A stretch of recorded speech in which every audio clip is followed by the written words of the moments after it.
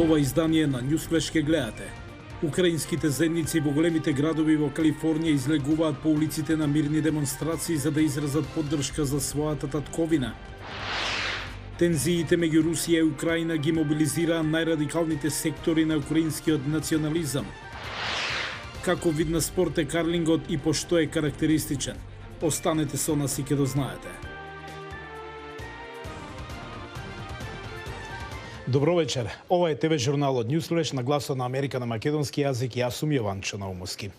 Американските официјални лица велат дека САД ќе и продадат на Полска 250 М1 Абрамс борбени тенкови со цел да ја зголемат безбедноста на државата во услови на ескалирање на тензиите со Русија.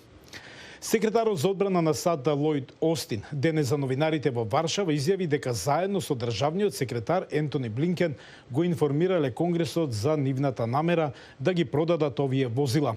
Временската рамка за испорака на овие тенкови во моментов е предмет на дискусија, рече Остин. Председателот на САД Џо Бајден пак денес ке зборува со трансатлантските лидери за кризата во Украина.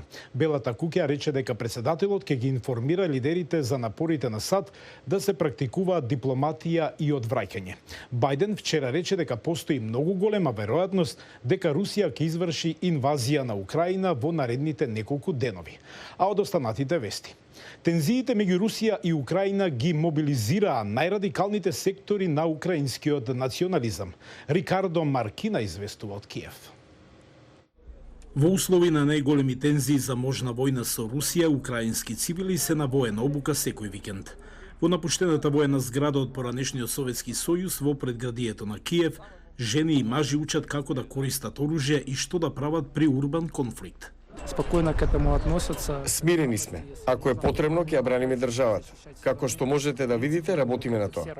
Ова обука не е организирана од украинските вооружени сили, туку од еден од најактивните батальони за време на војната во источниот дел на државата, односно Азов батальон, често критикуван дека има крајно десничарски, па дури и неонацистички позиции. Сега ова организација влезе во политиката со нова партија, Национален корпус. Незините лидери одбиваат да бидат категоризирани како ултранационалисти или екстремисти, нарекувајќи се себе си патриоти во време на војна. Мы себя позиционируем как... Се позиционираме како украински националисти, но мора да сватите дека крајната десница во Украина е многу поразлична од онаа во Европа или во САД. Имаме различни приоритети, се соочуваме со други проблеми. Најголем приоритет ни е војната со Руската Федерација. За бројното еврејско малцинство во Украина во најголем дел сконцентрирано во источниот град Данепар, загриженоста за зголемување на крајната десница била најголема во 2013 година, за време на така наречените евромајденски протести. Но по стабилизирањето на ситуацијата и со новото лидерство на власт, загриженоста од националистички екстремизам се намалила. Веруваме дека ова не е главната сила во политичката средина, оти здравиот разум кај луѓето преовладува во Украина. Руската пропаганда ги прикажува овие крајно десничарски групи како фундаментален дел на украинската политика, но коалицијата од сите крајно десничарски партии не успеа да влезе во украинскиот парламент на последните избори. Бројот на луѓе што го поддржува крајно десничарското движење е доста мал. Нема крајно десничарска партија во украинскиот парламент. Последните анкети покажуваат дека немаат голема поддршка. Гледаме дека тоа е мала група луѓе, што мислам дека ги има во секоја демократска држава. Можноста од голем вооружен конфликт продолжува и некои се плашат дека тоа би можело да ги засили украинскиот национализам, вклучувајќи ги и неговите најрадикални сектори. А украинските земници во некои големи градови во Калифорнија излегуваат по улиците на мирни демонстрации за да изразат поддршка за својата татковина во време кога Русија се чини дека се подготвува да изврши инвазија врз земјата.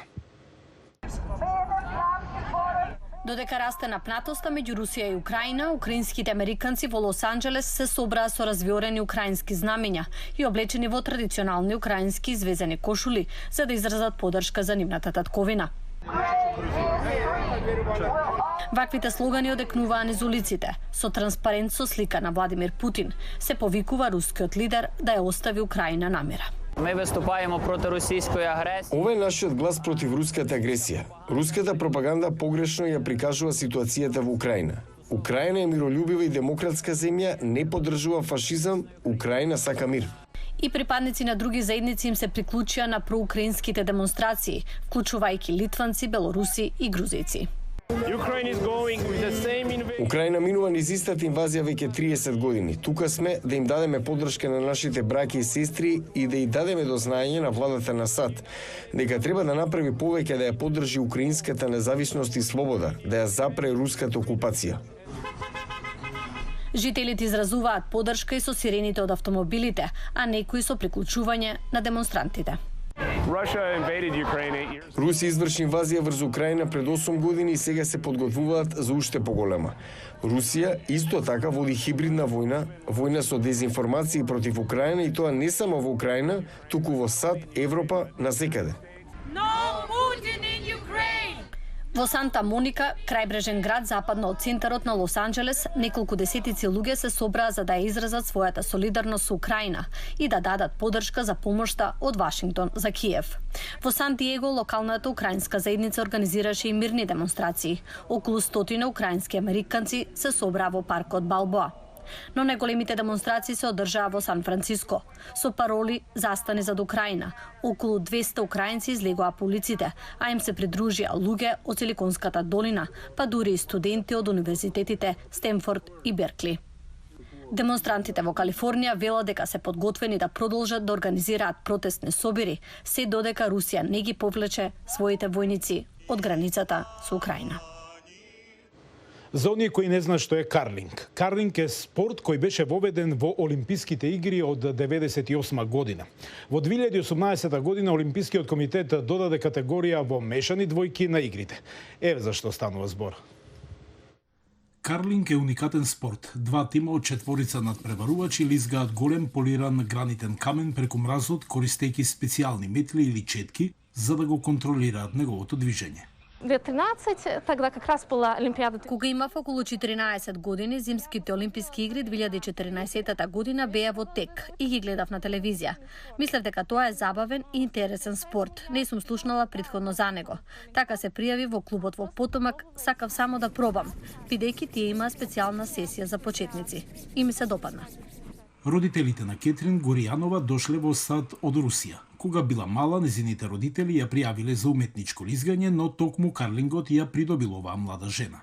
Очень много стратегии, очень много думать. Мислам дека тоа е многу стратешки спорт, мора многу да се размислува.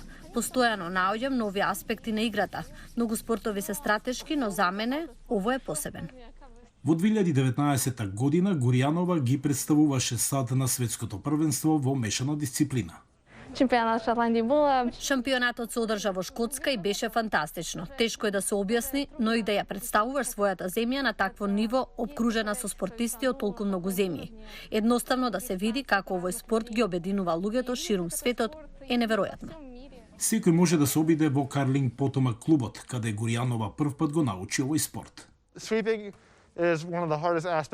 Така нареченото џогирање е еден од најтешките аспекти во карлингот, бидејќи бара многу комуникација, многу одлуки во секунда за тоа дали треба да џогирате или не и потоа да движите што е можно побрзо.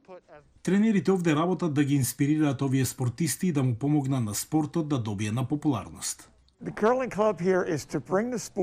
Клубот за карлинг овде треба да го промовира и донесе овој спорт во областа каде што порано немало спорт, Средна Америка. Има околу 300 членови и тоа е шанса за нив да истражуваат, да го научат спортот, да се подобруваат.